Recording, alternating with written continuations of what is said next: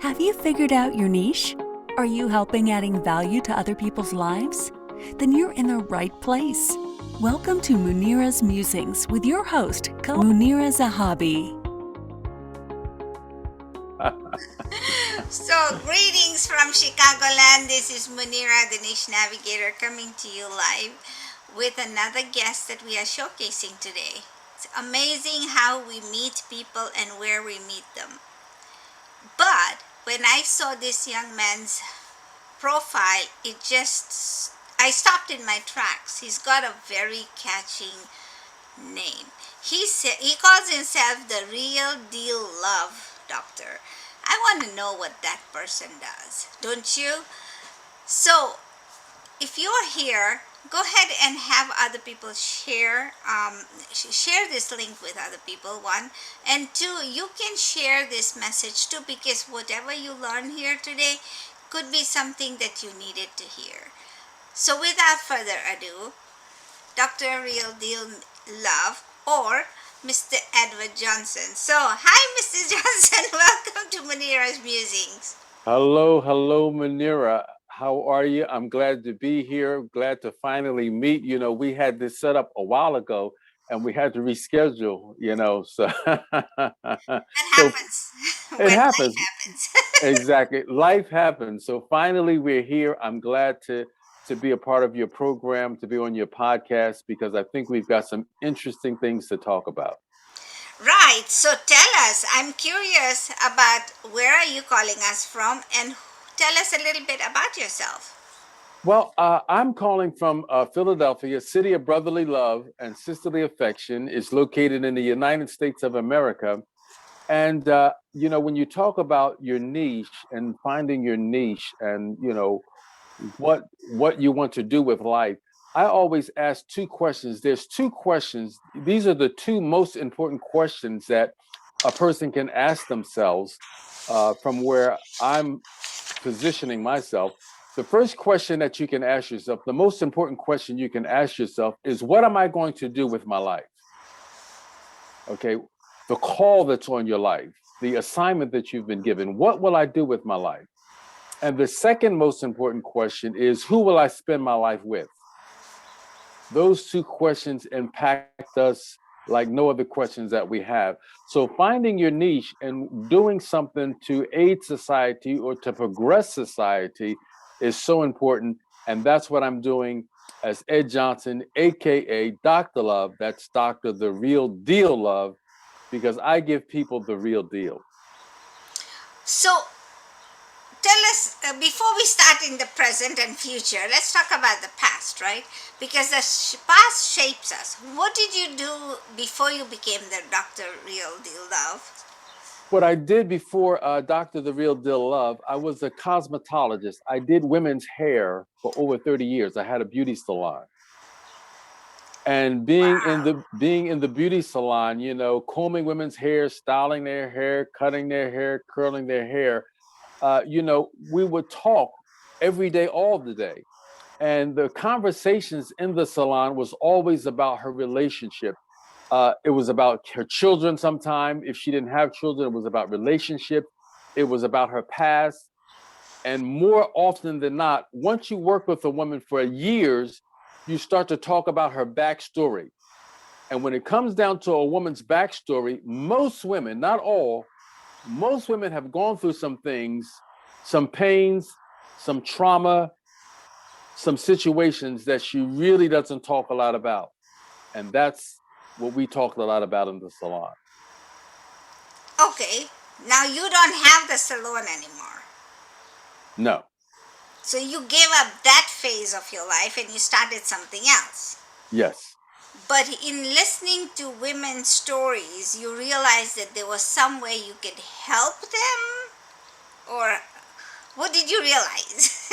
Uh, well, I realized after hearing a woman's story, uh, if a woman doesn't have her father actively engaged in her life, I'm not talking about just being there, providing a roof, just providing food, or just being there. I'm talking about a father actively engaged in her life.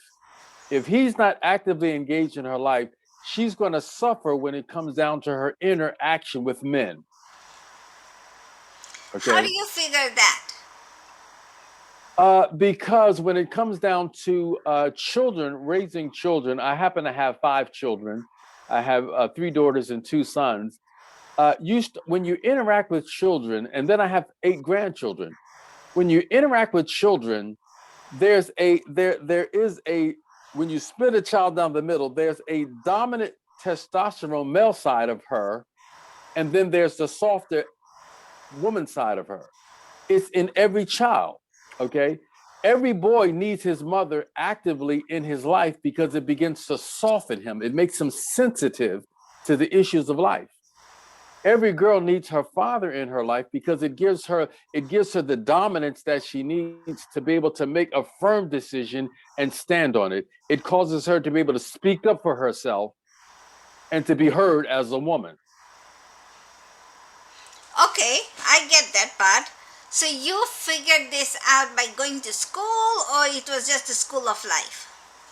Both the school of life and then beginning to do research on women that had their fathers in their life and women that didn't have their fathers in their lives. Okay.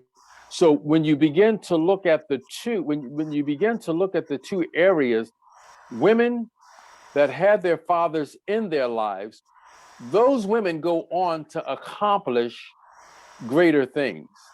There's a certain level of peace that a woman has when she has her father in her life. And when a woman doesn't have her father in her life, she's scrambling a little bit more to be heard, to be seen, and to be taken seriously.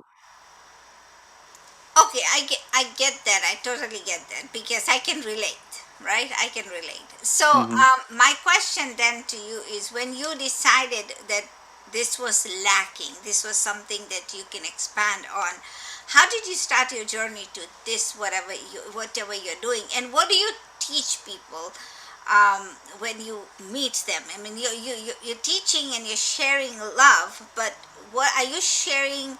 The fact that self love is important, or what are you sharing? Well, my matriculation into being Dr. Love, Dr. the Real Deal Love, I began with my daughters. Well, no, let me say this. I began with my sons because my son is the oldest. I began to working with my sons, and then I transitioned out to other young men because I believe a man should be able to take care of his family. He should be able to do things with his hands, and I began working with young men. Now, here's the story. Here's what really opened up my eyes. I was working with young men, and I was teaching them how to wire an outlet because I'm good with my hands as well. So I had boys that were around me that were 15, 16, and 17, along with my sons. 2 of them came to me one day and said, "How long are we going to be in training today?" I said, "Why?" They said, "Because my girlfriend told me I need to be out of here by 2 o'clock." Okay. Okay. Then another guy came to me and he said, "How long are we going to be here today?" I said, "Well, we're going to be here. I got one more thing I got to show you." I said, "Why do you ask?" He said, "Because my girlfriend said I need to pick her up at 3 o'clock." So now the lights start to go on. I said, "Here it is. I'm working with these young men, but in their minds, they have a message from their girlfriend. Listen, I know what you're doing, but I need you to be out of there to do something for me at a specific time." And they were looking to accommodate her.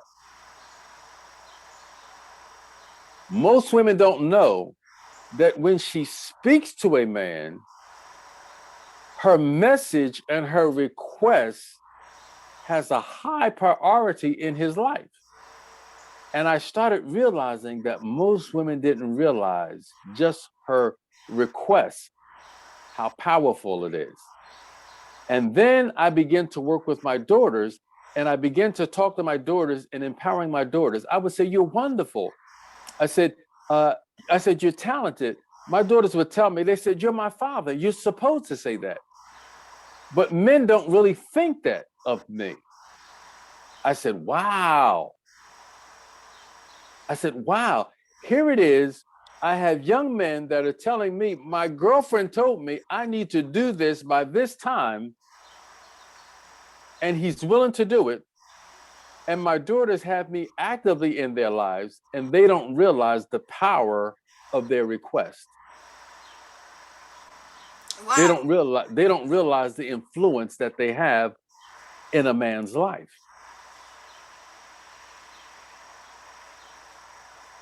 Wow. That was really amazing.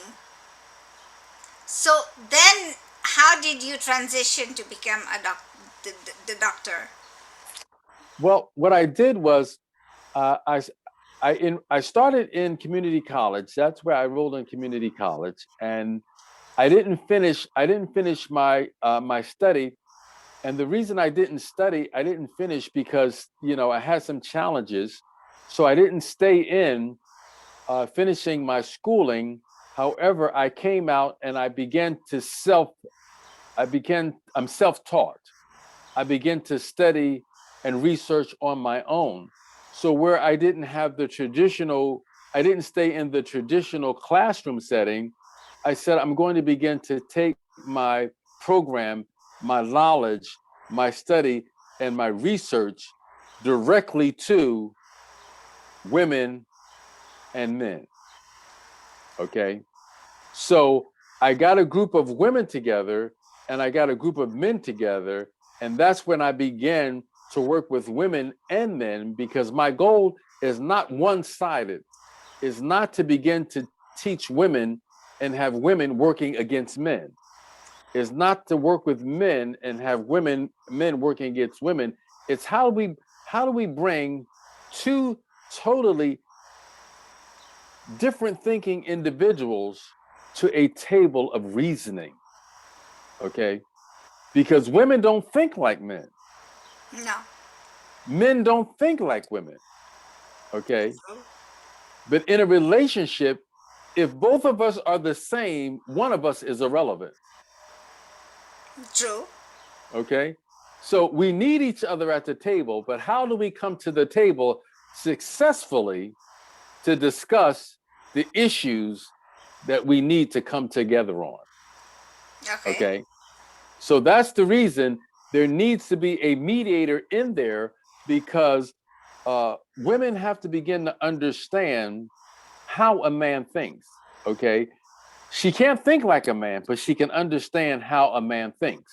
So you've read the book called Men Are From Mars and Women Are From Venus? Absolutely. Absolutely. Okay.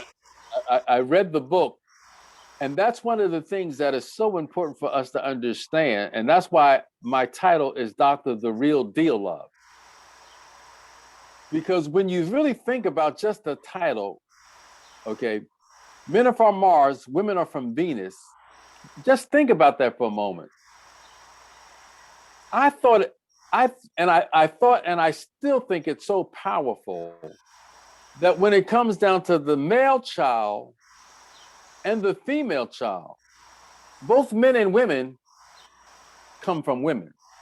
I came from my mother. You see? So when you start putting these ideals out there that we came from two separate places, it doesn't lend itself for us to be in harmony. Okay. Okay? Because men don't come from Mars. We come from you. See, Okay. my mother is my first teacher. My mother is the one that impregnated me with being sensitive to women. My mother is the one that taught me the workings of a woman. My mother is the one that developed my sensitivity. My mother is the one that taught me to speak. My mother is the one that gave me communication skills. Not my father, my mother. She was the one. And then after my mother finished with me, mother is first teacher. I come from mother. We all come from mother. And then after I came from mother, now she hands me to father. and Father begins to teach me and take me to the second leg of it. But my fathers have no direct inroads into the child until the child gets to a certain point. It's all mother. Yeah. Okay. Got it. You got me? Yes. Okay. See, so we have all these ideals in our head that are not really lending itself to us coming together in harmony. So that's the reason there's so much division in relationships. That's the reason there's so much divorce. There's the reason there's so much hostility in relationship. There's so much uh, there's so much discord in our homes because we really don't have a firm foundation on the progression of human development. We really don't understand the roles of the male and female in the lives of children. We're not clear. So what? So okay, I get all that. So when you meet with people on the table, what is it that you're imparting? What knowledge are you imparting? When I meet with people at the table, the first thing I try to impart is the number one relationship in the world is a man and woman coming together. That's how we all get here. That's how we ride. That's the number one relationship. But the most important relationship is your relationship with yourself. How are you relating to yourself? And that's where the story begins to unfold, because all of us have a backstory. Some of our backstories are very tragic. Some of our backstories are very painful. And some of our backstories are just wonderful. But it's the pain and it's the suffering of our backstories that begins to set the foundation on how we view life and how we view each other and how we all get along. Okay, so that's what I begin to share with people at the beginning of our coming together is, what is your backstory? And as a result of your backstory, have you become better or are you bitter? Okay, bitter or better? I like that. And you help them, and you help your clients analyze bitter or better and then move forward. Absolutely. We've got to locate you. We've got to begin to locate where you are in life, because in order to escape from a prison, you have to realize you're in one. I like that. I like that. Okay, Okay? got So it. so in order to escape from a prison, you have to realize that you're in one. Okay? Because I share with people all the time, you can't teach what you don't know. You can't teach what you don't know. You can't lead where you haven't gone, and you cannot tell somebody to come from a place that you have never been. Okay? See, once you're there and you know what people have gone through. See, I have had some tragedies in my life. I have had some major losses in my life. I have had some major setbacks in my life. Okay. And if you haven't been through nothing, you can't tell nobody who have gone through something how to matriculate from a tragic loss to turning it in to a silver lining. And and that's one of the things that I want to share with all human beings is you have everything necessary within you to transform your life. I don't care what you've gone through. Okay. And there's a book that I like to reference here, and it's Viktor Frankl, who wrote a book called Man's Search for Meaning. And he suffered in the Nazi camp as a Jewish individual. And he said, they can persecute my body, they can take me through all kind of mental anguish, He said, but they can never control my mind. Okay. They can never take from me my thinking. And that's the thing that all of us have within us is we have the ability, no matter what we've gone through, no matter what we're dealing with, we have the capacity and the ability to overcome. It's a latent power lying dormant within all of us. And that's what I like to awaken. So you talk about this latent power, but you haven't, but most people never ever awaken this power. And most of us do find it and then are scared of this power. Mm-hmm. So then they go back into a cocoon, right? We are Exactly. always, we are in a cocoon. We have to come out. We don't ever emerge. Some never emerge, some emerge and do great things, and some are emerging and then go back, emerging and go back. Mm-hmm. So what advice do you tell people, excuse me, to those people who are trying to, not those people who are already gone out, but the people who are, one, finding themselves to see if there is a way out of this cocoon, and two, those people who have found a way and are not ready to step out? What do Mm. you tell them? Give me two things that they would tell them. Well, the first thing I always share with people is you've got to understand all of us have a paradigm. A paradigm. What is a paradigm? When I first heard Stephen Covey talk about that in his book, Seven Habits of Highly Effective People, he talked about a paradigm. And I'd like to make that paradigm so simple. What is a paradigm? A paradigm is a mental program that has almost exclusive control over your habitual behavior. Okay? It's a mental program. Okay? And when we deal with paradigm, a paradigm is something that we have in our families. Every family has a paradigm. Okay? It's like in our family, we all eat rice and beans to sustain ourselves. That's what we do. Okay? We all come to Munira's house for the holidays. See, that's what we do. You follow what I'm saying?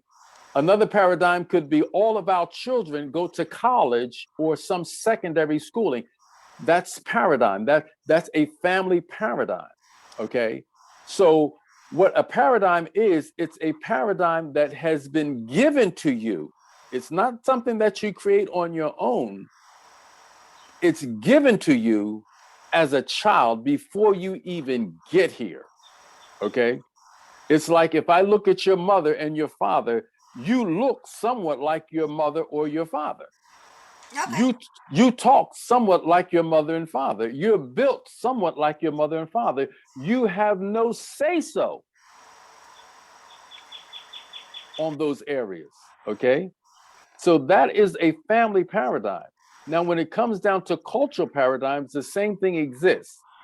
And what I share with people is you have to become aware of your paradigm, and then you can begin to take the mindset and say, what are some of the things that I would like to change, or some of the things I would like to shift in my paradigm? Okay. What are some of the things that I like about myself? And what are some of the things that I don't like about myself? And all of us have things that we're strong assets about ourselves, and some of us have self-destructive behaviors. And we've got to be willing to look at them. And all of us have some. Wow. That's amazing. This is a lot of work. I mean, this journey, if somebody understand, chooses to take, I mean, this started in your salon, right? And your Yes. thinking and your, the fact that you were talking, just a conversation with your clients created so much of impact on you. And then Mm-hmm. you went on a journey. And in this show, you've already referenced three books. One by Viktor Frankl, The Man's Search for Meaning. Then you referenced Stephen Covey's book, which is the Seven Highly Effective Habits of People. Mm-hmm. And then you mentioned the third one was Men Up from Venus and Men Are From Mars and Women Are From Women are from Venus. So Venus. you've read these books and you're very well read. You understand what this is. Many people will argue that I can take these books and figure it out by myself, but why do people need you? Well, because what happens is, my daughter asked me one time, she saw a book and the book cost $50. And she said $50 for a book. I said, honey, never shortchange yourself with the cost of a book, because here's the importance of a book. When you get a book, you could read a book in, I would say, 3 hours, a half a day, or let's say a day, or I would go as far as you could read a book in 2 to 3 days. But now, if you read a book in 3 days, you learn what a woman or a man has gone through in 20 years. You get 20 years of knowledge, research, trial, and error. You get 20 years of insight in 3 days. So you can begin to exponentially grow and develop yourself in a shorter period of time than you would if you would sit there and try to figure out your life for the next 40 years. Okay. So you have the opportunity to compress time. Okay. And that's one of the things that one of my mentors always says. He said, we could have had the cell phone 50 years ago, but it never entered into man's mind how to bring it into reality. You see, you could have arrived at your level of success. You could have been a lawyer 10 years ago. You could have been a lawyer 20 years ago, but it has to enter into your mind. And as you just said, Munira, you said this is a lot of work and it's hard. No, it's not a lot of work and it's not hard. Here's the key to it. The key to success, and I want to make sure I say this slowly. The key to success is having the right conversations with yourself. See, that's the key, is having the right conversations with yourself. And the first conversation that you need to have with yourself, it's more to me than I've been living. Awesome, awesome. This is very, very thought provoking. We should bring you back. But because we are short of time, can you tell us where people can find you? People can find me. I always like to share with people. You can Google, and I want to make sure we get this right. Dr. the real REAL deal DEAL, Dr. The Real Deal Love. You can Google Dr. The Real Deal Love, and I'll come up. All right, okay, this is what we are looking for. So it's not about love, spreading the love with other people. You have to find yourself first. Even Ah, my mentor says you cannot give what you don't have. So oh. you have to find what you need first before you can spread. And we talk about love. Many people don't know what love is. Many people think it's having a spouse, or I mean, all of that counts, right? Having Mhm. a boyfriend when you are young and sweet 16, 15, when you start looking at boys, and that awareness comes in when then the fact is, oh, I like this person and I don't like this person, and all of that happens. Mhm. However, when we start looking at love, then we things change. Love has different forms. It comes in different forms. Right now I'm in love with my grandchildren, and that's a different form of love, right? Mhm. Mhm. Some people do the same thing with their pets. Some people do the same thing with their parents.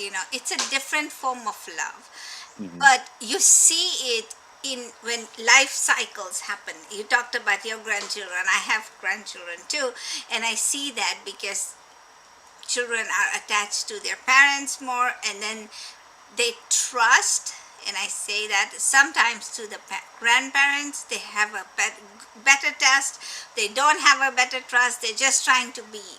They are forgiving, but they love different people in different capacities, but children have so much innocence that they like everybody and they can get along with everybody.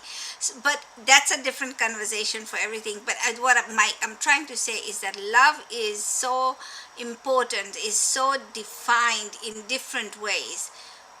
But what you've just told me today is that everything can come later. First and foremost is you have to take care of yourself.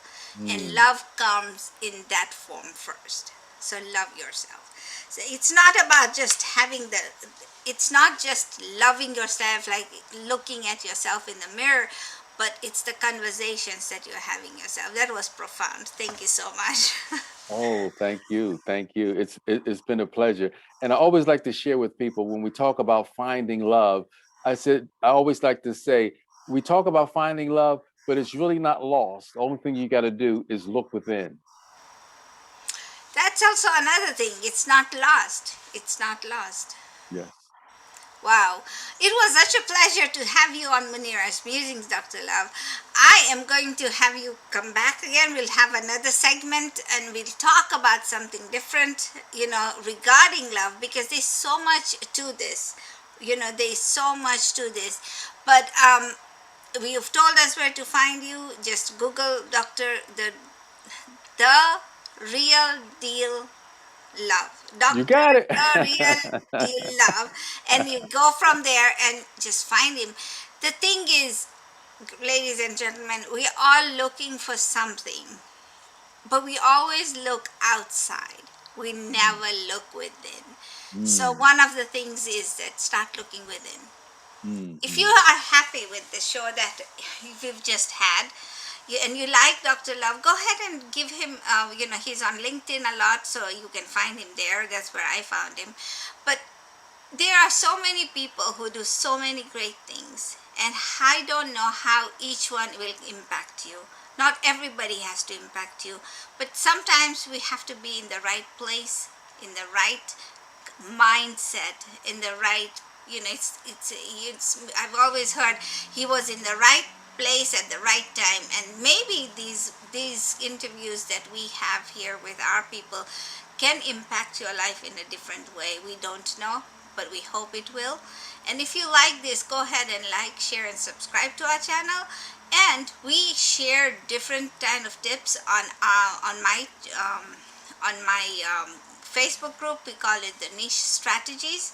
Go ahead and share that and join us and learn from us, because we're not perfect, but we are on this journey together, and we can do great things if we all become together. Thank you, Dr. Love. I'm going to sign off now, and I'll see you next week with a new guest whom we're going to showcase. Until then, have a good week.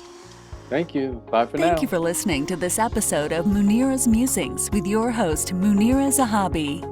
If you enjoyed our show, please share and subscribe to this channel. And for more content, please join our Facebook group.